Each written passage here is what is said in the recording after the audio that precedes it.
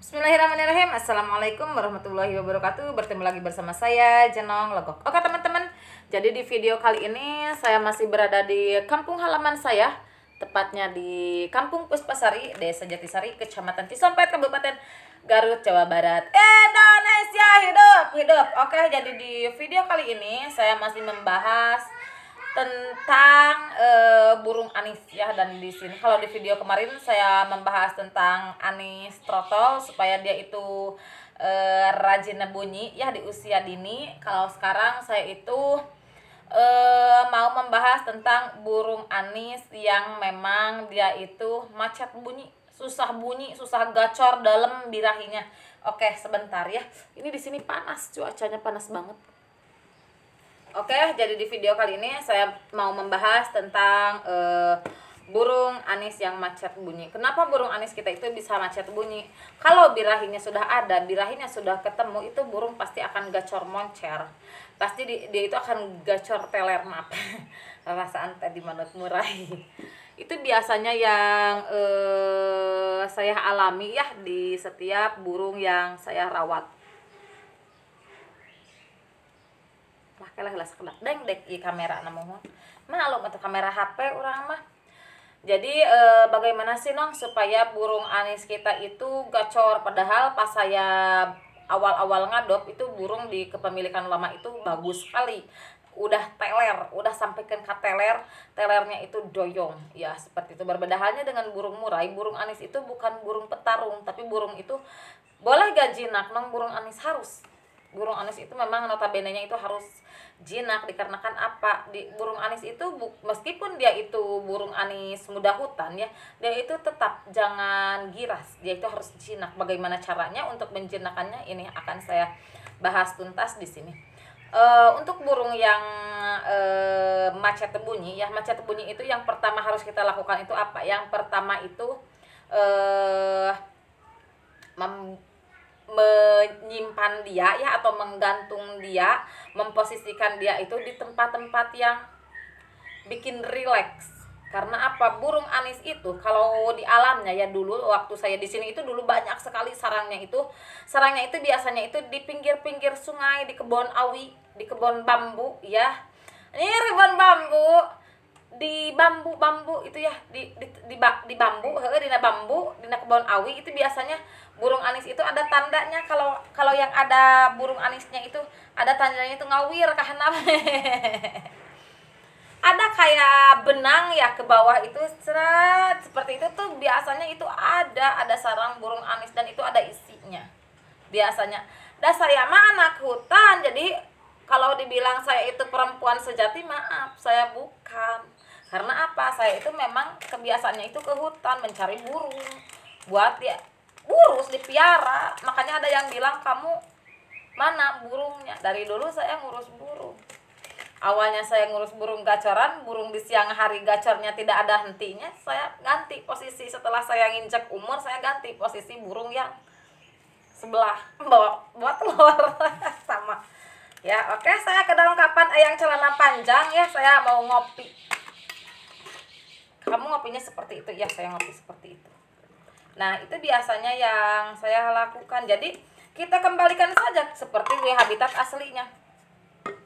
Kalau burungnya itu maunya gacornya di tempat yang hening ya, di tempat-tempat seperti tadi, di tempat-tempat yang ada airnya, kita deketin aja dengan air, dekat keran. Kalau kita setiap hari ke sungai, kita juga tidak mungkin, dikarenakan saya posisi berada di kota. Jadi kita udah aja posisikan di dekat WC. Tapi ingat yang kalau WC-nya itu jangan yang atapnya seng atau asbes ya, itu juga panas biasanya.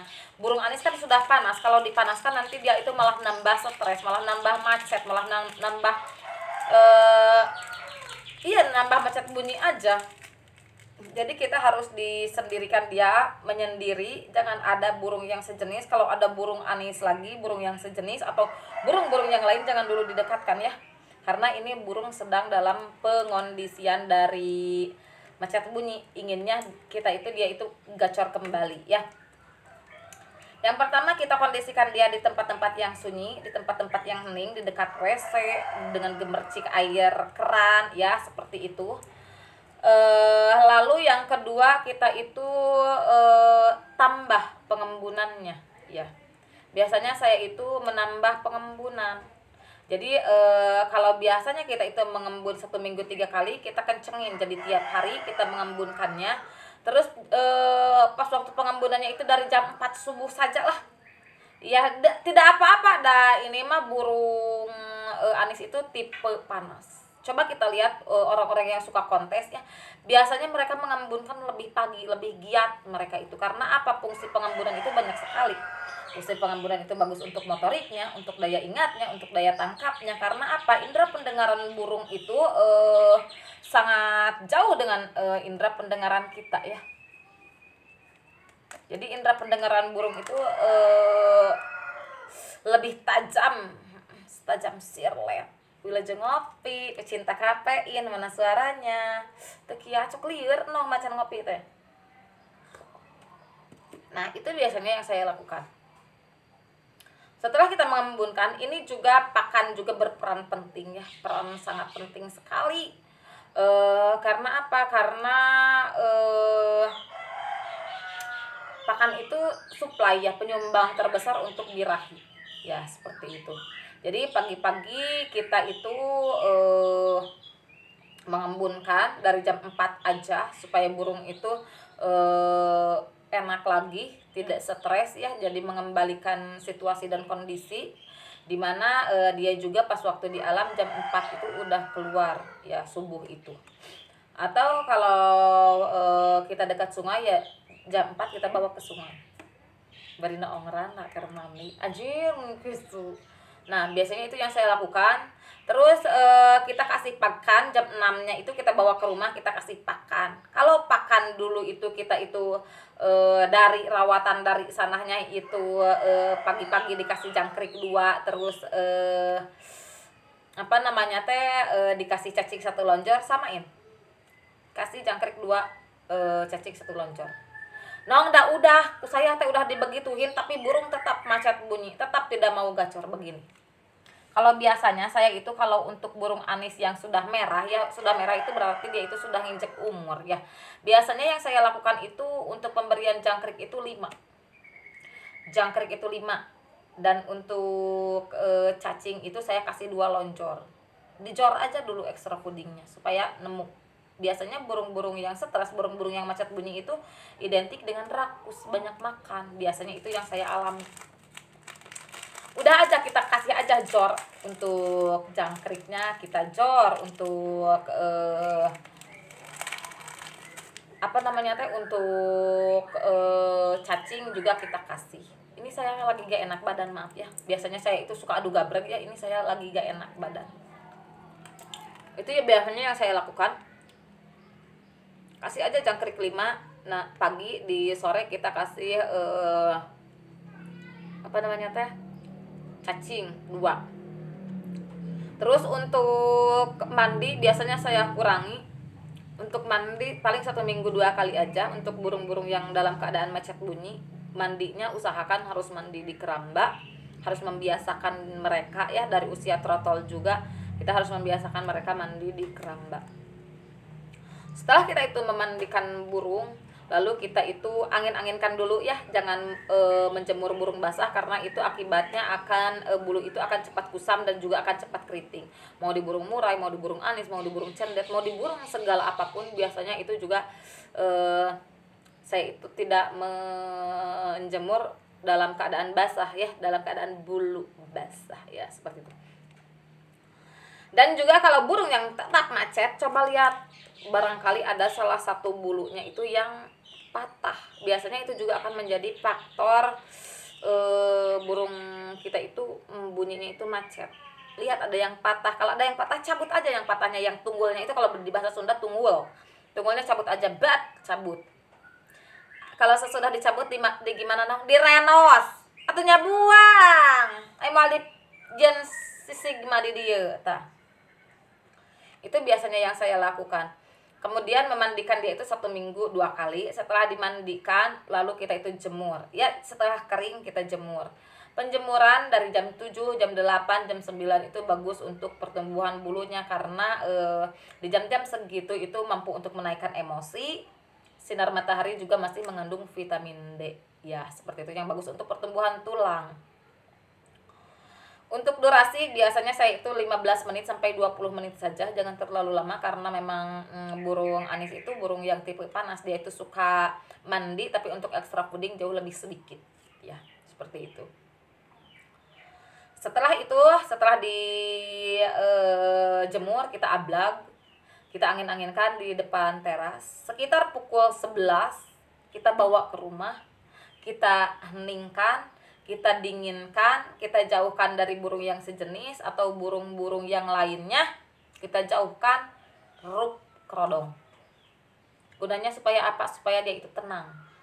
Karena kebanyakan burung yang macet bunyi itu extra fooding sudah dikencangkan, penjemuran sudah dilakukan, pengembunan sudah sudah dirutinkan, tapi burung masih tetap macet bunyi, biasanya itu burung stres. Makanya kita itu harus dinaikkan pengkerodongan. Seperti itu biasanya yang saya lakukan. Untuk mandi pagi gak apa-apa, kecuali burung yang ngicir, itu burung biasanya saya itu mandi sore. Dan juga melakukan pengembunan malam. Jadi pengembunan malam itu jadi diembun pas waktu malam itu untuk burung yang ngecir. Ngecir itu kalau bahasa kitanya itu over emosi. Ya, seperti itu. Itu biasanya yang saya lakukan untuk burung-burung yang memang ada kasus. Jadi kita itu harus tahu bagaimana, apa yang harus dinaikkan, apa yang harus diturunkan. Jangan sampaikan kita itu salah dalam perawatan dan juga salah dalam penanganan. Yang ada apa, burung kita itu malah macet bunyi, malah semakin parah. Iya, seperti itu. Biasanya untuk para pemula lupa memberikan yang namanya pepaya. Pepaya itu sangat bagus untuk burung anis. Karena apa? Pepaya itu mampu untuk meredam burung yang over birahi. Jadi meskipun kita kencang extra fooding, itu akan dinetralkan lagi dengan adanya pepaya. Bagus pepaya itu. Buah pir juga sangat bagus untuk burung-burung yang dalam kasus seperti ini, macet bunyi, susah bunyi. Biasanya burung segimana takarannya mas sesirih aja ya. Segede gini aja nih takarannya biasanya yang saya berikan.